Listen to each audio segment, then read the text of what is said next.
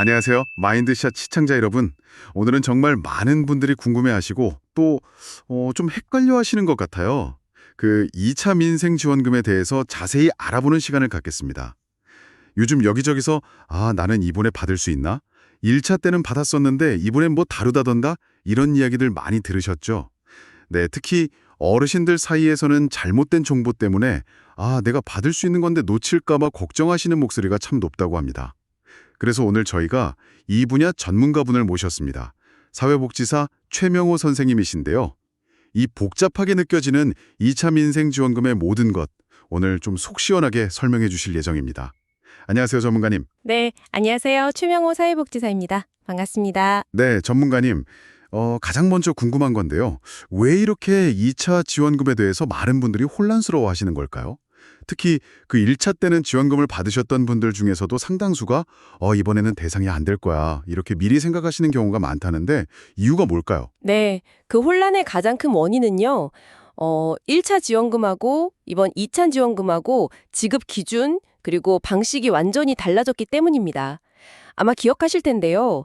1차 지원금은 소득이나 재산 이런 거 관계없이 거의 모든 국민에게 지급이 됐었죠. 하지만 이번 2차 지원금은 다릅니다. 소득 기준으로요. 상위 10%에 해당하는 분들은 제외하고 나머지 90%의 국민께 선별적으로 지급하는 방식으로 바뀌었습니다. 바로 이 소득 상위 10%, 이걸 가려내는 기준 때문에 많은 오해가 지금 발생하고 있는 겁니다. 정부에서는 이제 가능한 한 빨리 지원금을 지급하려고 건강보험료 납부액, 이걸 주요 기준으로 쓰기로 했는데, 이 과정에서 여러 가지 혼동이 생겨난 거죠.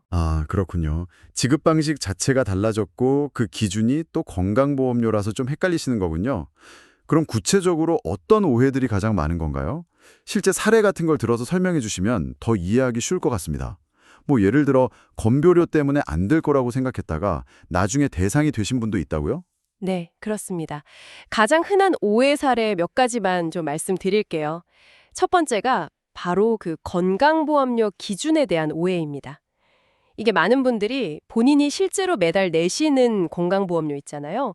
그 본인 부담금하고 정부 지원 기준이 되는 보험료 총액, 이걸 혼동하시는 경우가 많아요. 예를 들어서 그 김복자 어르신 78세 같은 경우 매달 통장에서 빠져나가는 돈, 그게 한 30만 원 정도 된다고 생각하셔서 나는 기준 넘는구나 하고 미리 포기하시려고 했어요. 왜냐하면 지원 기준이 직장 가입자는 월 29만 원 미만, 또 지역 가입자는 월 36만 원 미만이니까요. 그런데 이걸 자세히 확인해 보니까 김복자 어르신은 지역 가입자셨고 실제로 내는 본인 부담금이 아니라 그 전체 건강보험료 총액은 25만 원이었던 겁니다.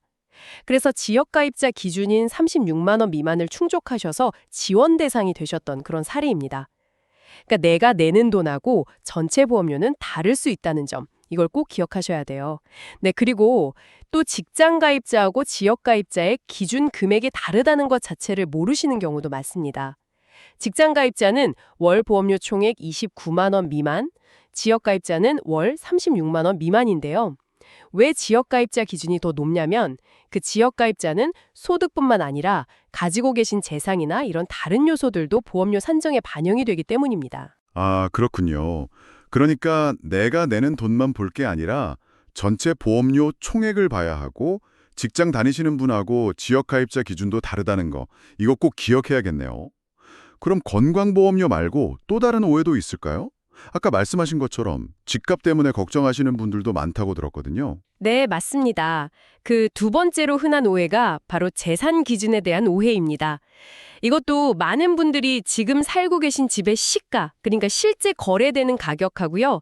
지원금 기준이 되는 재산세 과세 표준액, 이걸 혼동하시는 거예요. 예를 들어서 박성호 어르신, 69세 같은 경우 요즘 아파트 값이 많이 올랐잖아요. 그래서 본인 집값이 이거 12억 원 넘을 것 같다, 이렇게 생각하신 거죠. 그래서 재산 기준 때문에 어차피 지원금 못 받을 거다, 이렇게 지레 짐작하고 아예 신청을 안 하려고 하셨어요. 하지만 이 2차 민생지원금의 재산 기준은요, 실제 집값이 아닙니다. 작년에 내신 재산세 고지서 있죠. 거기에 적혀있는 주택재산세 과세 표준액, 이 금액이 12억 원 이하인지, 이게 기준입니다. 보통 이 과세표준액이라는 건 실제 시가보다 훨씬 낮게 측정이 되거든요. 그래서 확인해 봤더니 박성호 어르신 댁의 과세표준액은 8억 원이어서 재산 기준을 충분히 만족하셨고 지원 대상이 되셨습니다. 그러니까 시가랑 과세표준액은 다르다는 점, 이것도 정말 중요합니다. 아, 집값 자체가 아니라 재산세 고지서에 나온 그 과세 표준액 12억 원 이하가 기준이군요. 와, 이것도 정말 중요한 정보네요. 혹시 그러면 소득과 관련해서 또 다른 오해 같은 건 없을까요? 뭐 연금 많이 받으면 안 된다 이런 얘기도 좀 들리는 것 같던데요. 오해입니다. 특히 국민연금이나 기초연금 같은 연금 받으시는 액수, 이걸 지원금 탈락 기준으로 잘못 알고 계신 경우가 좀 있어요. 예를 들어 박영숙 어르신 74세는 아드님이 어머니 연금 많이 받으시니까 이번엔 대상 아닐 거예요. 이렇게 말해서 신청을 좀 망설이셨다고 하더라고요. 하지만 그 국민연금 수령액 자체가 많고 적음은요, 2차 지원금 지급 기준하고 직접적인 관련은 없습니다. 중요한 건 아까 말씀드린 건강보험료 기준을 충족하느냐예요. 즉, 연금을 얼마를 받으시든 간에 건강보험료 기준, 그러니까 직장가입자 29만 원 미만, 지역가입자 36만 원 미만, 이것만 통과하시면 연금 액수 때문에 탈락하지는 않습니다. 아, 그리고 또 하나, 금융소득 기준을 놓치시는 경우도 있습니다. 은행 이자나 주식 배당금 같은 금융소득이 작년 한 해 동안 총 2천만 원 이하여야 한다는 기준인데요. 이 부분을 잘 모르시는 분들도 계세요. 네, 결국 이걸 정리하면 1차 때 지원금을 받았다고 해서 2차도 무조건 받는 건 아니고요. 또 반대로 1차 때 못 받으셨던 분도 이번에는 받으실 수가 있다는 겁니다. 그래서 바뀐 기준들을 정확히 아는 게 무엇보다 중요합니다. 정부 취지는 더 도움이 필요한 분들께 지원을 집중하려는 것이지만 어쨌든 그 기준이 좀 다소 복잡해진 건 사실입니다. 네, 확실히 1차 때랑 기준이 많이 달라져서 정말 꼼꼼히 확인을 해야겠네요. 그럼 이제 정확하게 어떤 조건을 모두 만족해야 2차 민생지원금을 받을 수 있는지 그 세 가지 기준을 하나씩 좀 천천히 설명해 주시겠어요? 먼저 건강보험료 기준부터 자세히 알려주시죠. 네, 좋습니다. 2차 민생지원금을 다비시려면요, 크게 세 가지 기준을 모두 충족하셔야 합니다. 하나라도 해당이 안 되면 대상에서 제외됩니다. 자, 첫 번째 기준은 건강보험료 납부액입니다. 먼저 직장가입자의 경우인데요. 매월 내시는 건강보험료 총액이 29만 원 미만이어야 합니다. 다시 한번 강조하지만 내가 월급에서 내는 돈, 즉 본인 부담금이 아니고요. 회사에서 내주는 금액까지 포함한 그 전체 보험료 총액 기준입니다. 29만 원 미만입니다. 다음으로 지역가입자의 경우는요. 매월 납부하는 건강보험료 총액이 36만 원 미만이어야 합니다. 지역가입자는 소득 외에 재산 같은 것도 반영이 돼서 기준 금액이 직장가입자보다 조금 높습니다. 36만 원 미만입니다. 본인의 정확한 건강보험료 총액은요, 매달 받으시는 건강보험료 고지서를 보시면 확인하실 수 있습니다. 만약에 고지서가 없거나 좀 보기 어려우시면 국민건강보험공단 홈페이지나 아니면 스마트폰 앱 더 건강보험이라고 있습니다. 이걸 이용하시거나 아니면 전화로 1577-1000번 1577에 1000번으로 문의하시거나 그것도 아니면 가까운 건강보험공단 지사를 직접 방문해서 확인하실 수도 있습니다. 아, 그리고 여기서 아주 중요한 점이 하나 더 있습니다. 이 건강보험료 기준은요, 가구 단위가 아니라 개인 단위로 적용된다는 겁니다. 예를 들어 부부가 함께 살고 계시더라도 남편분하고 아내분 각각의 건강보험료가 기준 금액, 그러니까 직장가입자는 29만 원, 지역가입자는 36만 원 미만이어야 각자 지원금을 받으실 수 있는 거예요. 두 분 중 한 분만 기준을 충족하면 그분만 지원금을 받게 됩니다. 아, 그렇군요. 개인별로 따지는 거군요. 부부라고 합산하는 게 아니라는 점, 이것도 중요하네요. 그럼 두 번째 기준인 재산 기준에 대해서도 다시 한번 좀 명확하게 짚어주시겠어요? 특히 집값이 올랐다고 걱정하시는 분들을 위해서요. 네, 두 번째 기준은 재산세 과세표준액입니다. 이건 작년, 그러니까 2024년에 부과된 재산세 고지서를 찾아보시면 됩니다. 거기에 보시면 주택 재산세 과세표준액이라는 항목이 있을 거예요. 그 금액이 12억 원 이하, 12억 원 이하여야 합니다. 다시 한번 강조해서 말씀드립니다. 현재 우리 집 시세, 그러니까 실제 가격이 12억 원이 넘더라도요. 재산세 고지서에 적혀 있는 과세 표준액이 12억 원 이하면 재산 기준은 통과하시는 겁니다. 보통 이 과세 표준액은 실제 시세보다 상당히 낮게 책정되어 있으니까요. 너무 미리 걱정하지 마시고 작년 재산세 고지서를 꼭 한번 확인해 보시기 바랍니다. 만약 고지서가 없으시면 사시는 곳 관할 구청, 세무과 아니면 주민센터에 문의하시면 확인 가능합니다. 네, 시가가 아니라 과세 표준액 12억 원 이하. 이거 꼭 기억하겠습니다. 자, 그럼 마지막 세 번째 기준, 금융소득 기준은 어떤 내용인가요? 네, 세 번째 기준은 금융소득입니다. 이건 작년 한 해 동안, 즉 2024년 1월 1일부터 12월 31일까지 발생한 이자소득, 그러니까 예금이나 적금 이자 같은 거요. 그리고 배당소득, 주식 배당금 같은 것들, 이걸 모두 합한 금액이 연간 2천만 원 이하여야 합니다. 연 2천만 원 이하입니다. 이걸 월 평균으로 따져보면 대략 한 167만 원 정도 되는 금액인데요. 만약에 이자나 배당으로 연간 2천만 원을 넘는 소득이 있었다면 다른 건강보험료 기준이나 재산 기준을 다 만족하시더라도 지원 대상에서는 제외됩니다. 네, 따라서 이 세 가지 기준 다시 한번 정리하면 1번 건강보험료 기준, 개인별로 직잔 29만 원, 지역 36만 원 미만 총액, 2번 재산세 과세 표준의 기준 12억 원 이하, 그리고 3번 금융소득 기준 연 2천만 원 이하, 이 세 가지를 모두 만족하셔야 최종적으로 10만 원의 2차 민생지원금 지급 대상이 되시는 겁니다. 네, 감사합니다. 건강보험료, 재산세 과세 표준액, 금융소득 이 세 가지 기준을 모두 충족해야 한다는 점 잘 알겠습니다. 그럼 이제 내가 이 기준에 해당되는 것 같다 이렇게 생각하시는 분들은 어떻게 신청해야 하나요? 신청 절차가 혹시 복잡하거나 어렵진 않을까요? 네, 신청 절차는 다행히 그 1차 때하고 비교해서 좀 더 간편해진 부분도 있습니다. 우선 가장 중요한 신청 기간부터 좀 말씀드릴게요.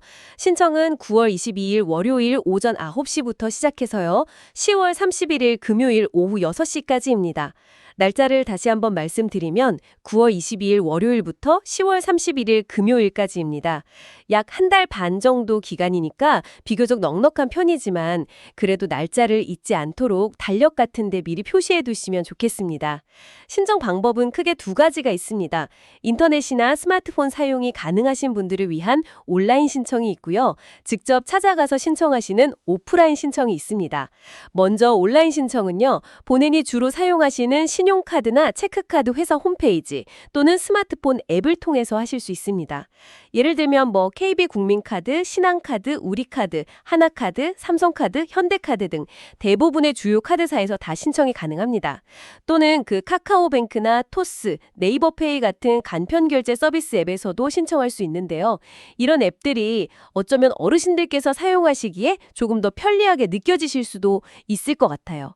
그리고 오프라인 신청은 인터넷 사용이 좀 어렵거나 불편하신 분들을 위한 방법입니다.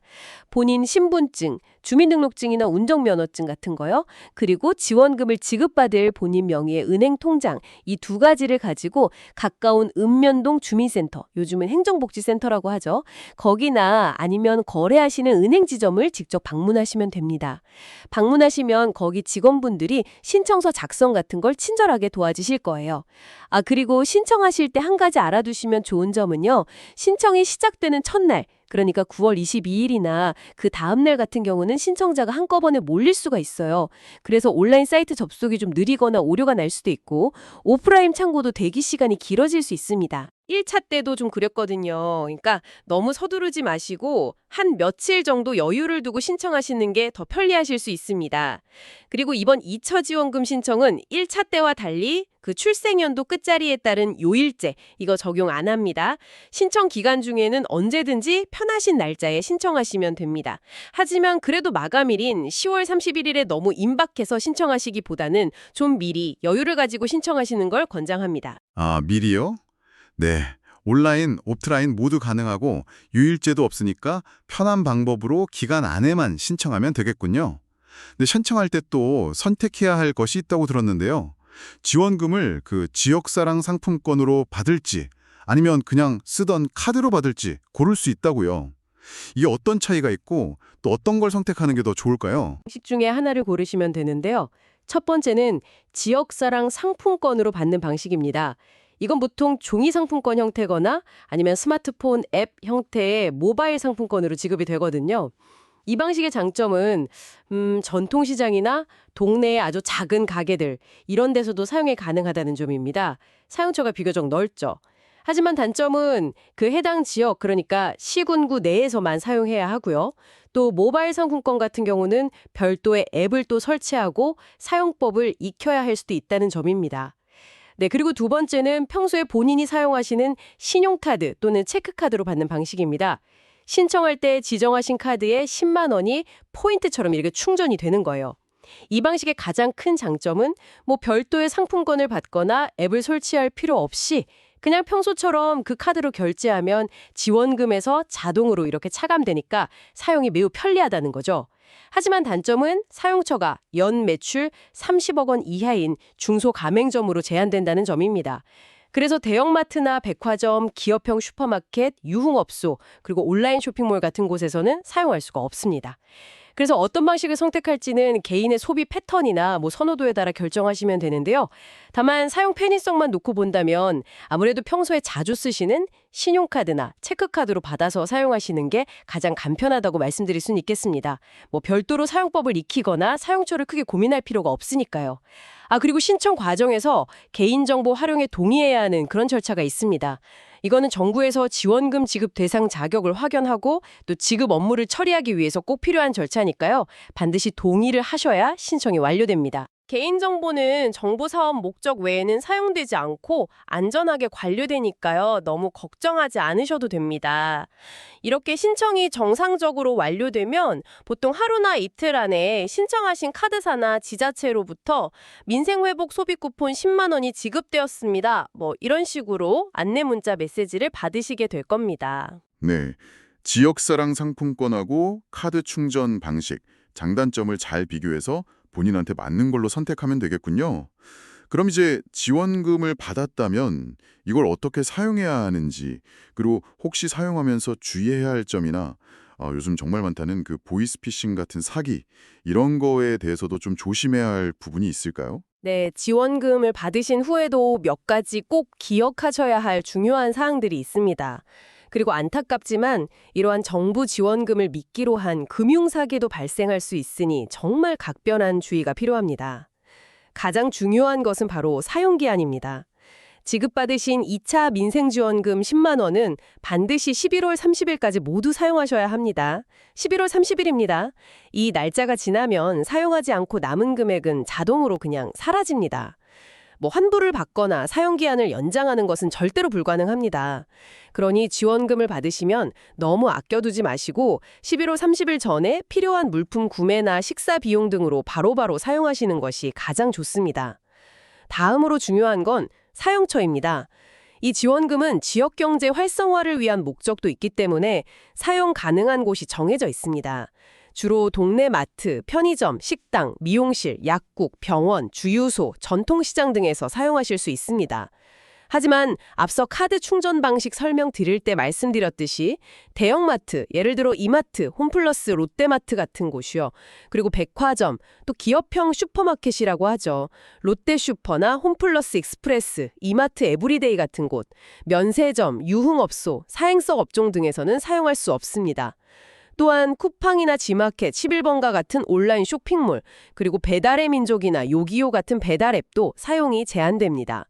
그래서 사용하시기 전에 해당 가게에서 이거 민생지원금 사용되나요? 하고 미리 확인하시는 것이 좋습니다. 가게에서 물건을 사시거나 식사를 하시고 결제하실 때 계산 전에 미리 저 민생회복 소비 쿠폰으로 결제할게요 또는 지원금으로 결제할게요 이렇게 말씀해 주시면 더 좋습니다. 그러면 가게 사장님이나 직원분이 해당 카드로 지원금 결제가 가능한지 확인하고 처리해 주실 겁니다. 네, 사용기한이 11월 30일까지라는 점, 그리고 대형마트나 온라인에서는 못 쓴다는 점도 꼭 기억해야겠네요. 그럼 제일 걱정되는 사기 예방에 대해서도 구체적인 팁을 좀 알려주시죠. 네, 사기 예방과 관련해서 몇 가지 중요한 점을 좀 강조해서 말씀드리겠습니다. 특히 어르신들께서 정말 주의하셔야 합니다. 첫째, 문자 메시지나 카카오톡 메시지로 오는 거 있잖아요. 민생지원금 신청, 지원금 지급 안내 이런 제목으로 오면서 인터넷 주소, 그 URL 링크가 포함된 메시지는 절대 누르시면 안 됩니다. 절대 누르지 마십시오. 정부나 공공기관, 금융기관에서는 절대 문자로 신청 링크를 보내거나 개인정보를 요구하지 않습니다. 이런 문자는 그냥 100% 사기, 스미싱이라고 보시면 됩니다.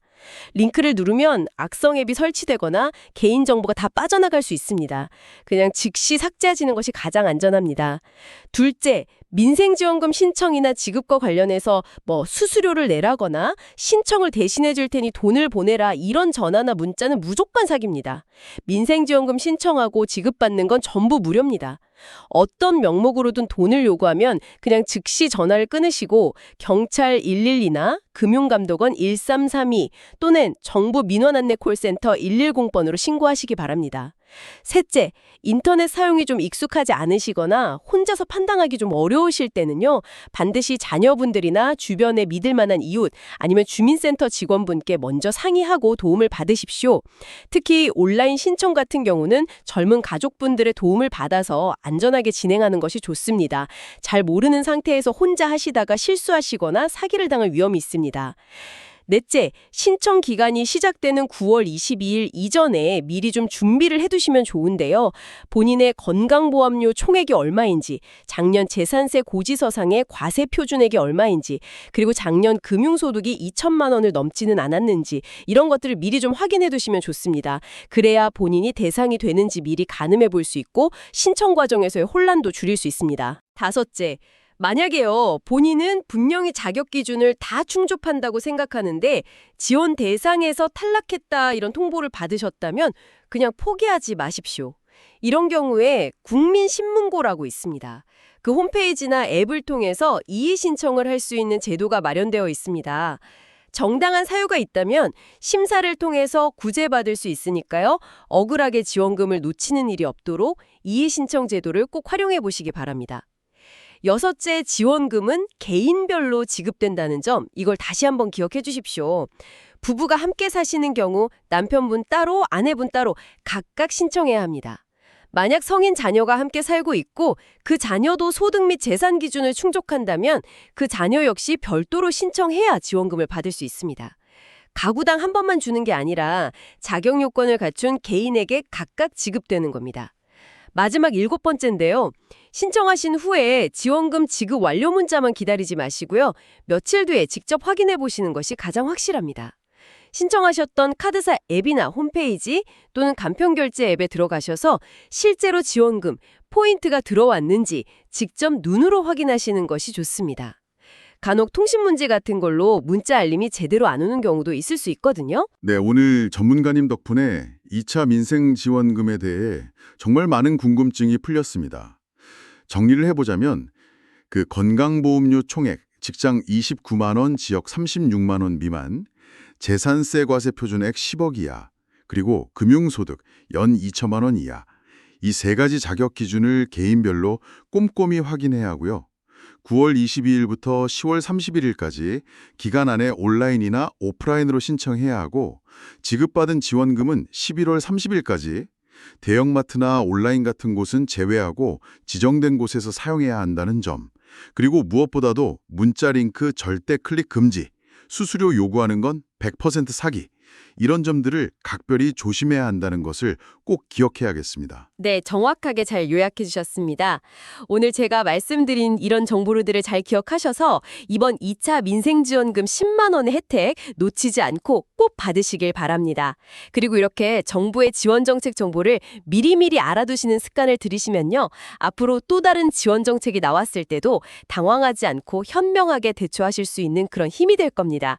궁금한 점이 있다면 절대 망설이지 마시고 관련 기관에 직접 문의하시거나 주변의 도움을 요청해서 꼭 확인해 보시는 것이 중요합니다. 네, 오늘 이렇게 귀한 시간 내주셔서 정말 상세하고 알기 쉽게 설명해 주셔서 정말 감사합니다, 전문가님. 네, 도움이 되셨길 바랍니다. 시청자 여러분, 오늘 저희가 전해드린 내용이 공유되셨다면 저희 마인드샷 채널 구독과 좋아요 버튼 꼭 좀 눌러주시고요.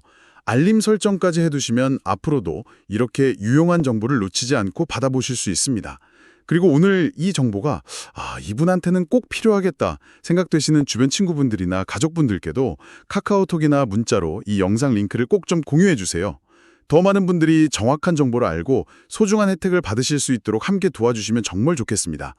영상을 보시다가 더 궁금한 점이 생기셨거나 이 부분이 좀 이해가 잘 안 된다 하는 부분이 있다면요. 언제든지 아래 댓글로 편하게 남겨주세요. 저희가 확인하고 답변 드릴 수 있도록 노력하겠습니다. 다음 시간에는 더욱 흥미로운 주제로 찾아뵙겠습니다.